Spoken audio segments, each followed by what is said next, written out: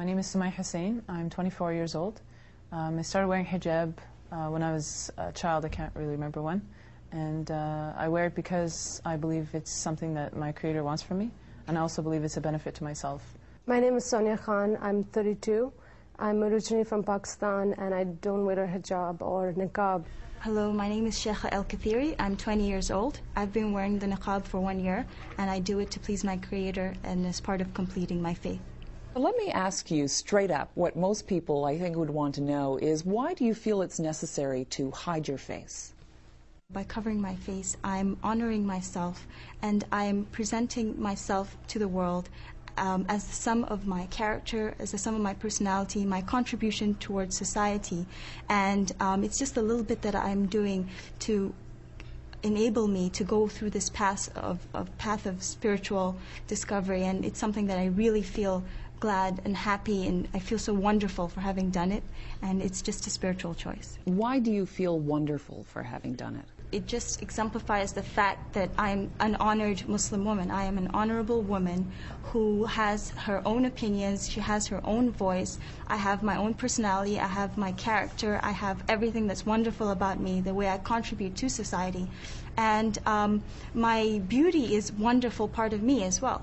But I don't feel that I have to display it all for the world. Is that the function of your hijab when you wear it?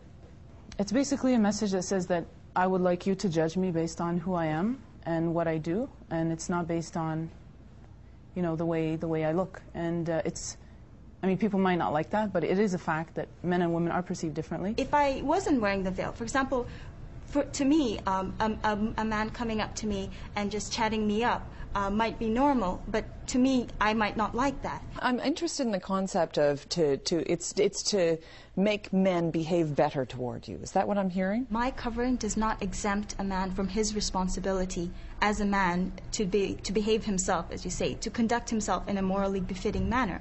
Just because I cover myself doesn't mean I'm doing it to make his job easier. Let me put to you what Jack Straw actually said. He said communities are bound together partly by informal chance meetings between strangers, people being able to acknowledge each other in the street, or being able to pass the time of day together. That's made more difficult if people are wearing a veil. That's just a fact of life. I don't agree with that at all. I don't feel that just because I cover my face, why is that a barrier for you to treat me as a human being, to relate to me as a human being, as somebody with opinions, with personality, with things that they can bring to the table? You know, Muslim women who choose to dress this way do that because they feel, you know, covered this way, first of all, because they believe that God wants that of them, and they believe that God knows better for them than they know. Does it state in the Quran you're supposed to wear a hijab? I don't yes, think it does. It says it does. directly it does. you have to wear a hijab. I don't think there is a clear statement or understanding by a lot of, I think, philosophers of Islamic scholars saying this is exactly what you need to wear.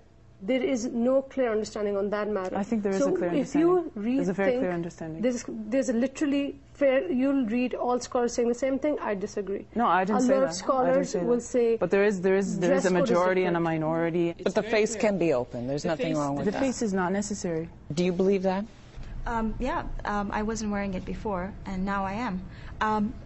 There are people who do believe that the face is obligatory, but I think that it's their choice in the end. Sonia, what do you think the message is when you see a veiled woman? We need to question, okay, I'm living in Canada, I'm wearing a hijab, I'm covering up my face. Am I going to be somebody who will bring people together, Jews, Christians, Muslims? I don't think so. Am I going to be the one who will be a philosopher, bringing new ideas to the table, actually getting people to get involved in the community? I think you'll create more barriers. It's not you, it's them. It's as in the people around you. Their stereotypes, their perceived notions. All I'm saying is, as a Muslim, you're a missionary at heart. You're supposed to actually attract people towards you, not repel them. Well, let me bring this to you, and this is the English translation of the Quran.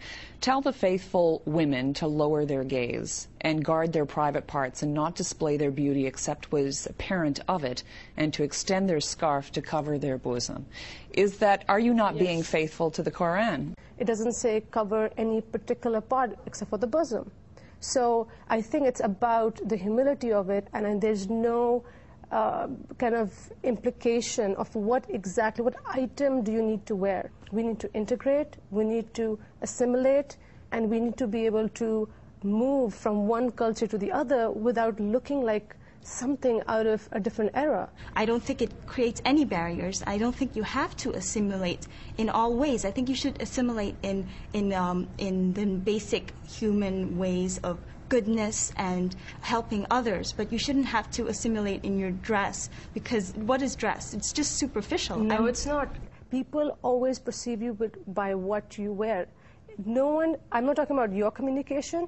For example, if I'm non-Muslim, I will judge you. I will put a label on you and I'll walk away because how is that our fault, though? It's not your fault, but I think the world has changed, and as a Muslim, you need to represent Islam as an encompassing thing, not an exclusionary thing. You're excluding people in your world. Samaya, you want to say something to that? I think you need to give people a little bit more credit. Like, people are really, they're not that stupid. Like, I mean... You mean the public at large? Yeah, I mean, just because someone's covered up in a certain way, it doesn't mean that everyone is going to see them as someone who's completely weird. But is there discomfort? Can you feel discomfort from people who are not Muslim, who don't understand? If I meet someone who doesn't know anything at all about Islam and has no stereotypes, they're going to be very friendly with me. It's the baggage and it's the stereotypes that make people, you know, defensive and prejudiced and so on. Mm-hmm. I know people are walking, look at me, don't agree with me. That's totally acceptable. How do you know? I know, because I know that the way they look at me. How do they look at you? Okay, there are a few people who give dirty looks and stuff like that. Mm-hmm. I'm used to it. Most people, they're just curious. They don't know, which is fine too. I wish they would come ask me. I'd love to explain it.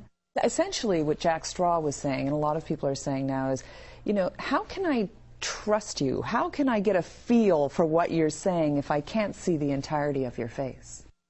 Well, let me ask you a question. How do you get a feel for what somebody's saying when you talk to them on the phone? And we use telephones like constantly nowadays. People use the internet. Do you believe you're equal to a man? Oh, the thing is that I do believe I'm equal to a man. Why don't men wear the same kind of equivalent? If men are equal to women, why is that? Where is the equality? Let's ask, why do you think that is, that men are not required? Presumably God made, we can all agree on this, God made all of us, right? He made my face, your face, a man's face. Why would he require a woman to cover some aspect of herself and not a man? Covering yourself is something that's natural to us. We cover parts of ourselves that we think is not for public consumption. Mm-hmm. And if people differ on what that modesty is, I think that's totally fine, and I don't see why anyone should have a problem with it.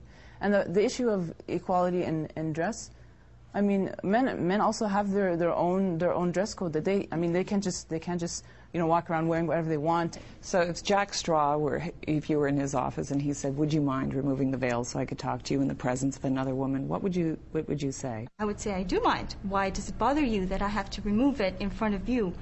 Can't you communicate with me as a normal human being? I don't think that the fact that I'm wearing a veil prevents you from communicating with me as a normal human being in a normal way. And I don't see why you have to get me to do this thing, to take off my veil. Perhaps for you it's something that you feel strongly about, or you want me to do it for your own comfort, your own benefit. But I don't think it really is bothering you. I don't think it is. And no. It definitely doesn't bother me. Sonia, your last word. What do you think about the issue of veils and when someone is fully veiled? I think it's time to question things in life. It's time to think of ourselves not as me, but as a community based on our responsibility as Muslims in a Western world. I think we need to be more responsible to actually improve the image of Islam and be more integrative. Samaya, what do you think? Frankly, I think it's ridiculous to say that people have a bad image of Islam because of the way people look, because someone has a long beard or someone's covering her head, or even her face. And that stereotypical connection may come up in what you're wearing, exactly, in the visible but the fact that there's a stereotype doesn't mean that I have to give up what I believe. If I believe something is right, I'm going to do it. You know, I think people need to accept the fact that people differ. You know, their opinions are different. They're going to believe different things. They're going to think that, you know, something is better for me, or, you know, and another person will disagree. I mean, honestly, I don't see what the big deal is. My priorities in life are different than somebody else because my priority is spiritual first and foremost. And also, when I cover, I'm perfectly fine with myself. Like I'm not ashamed of myself. I have very high self-esteem, and I'm fine with the way I look. I'm fine with my body, and I just think that if I'm fine with it, then everybody else shouldn't feel badly towards me. I understand your concern, and I'm very, I thank you for your concern if anybody is concerned, but I'm fine. I want to thank you all very much for coming in and talking, and I'm sure you're anxious to break the fast today and go eat. Thank you. Okay.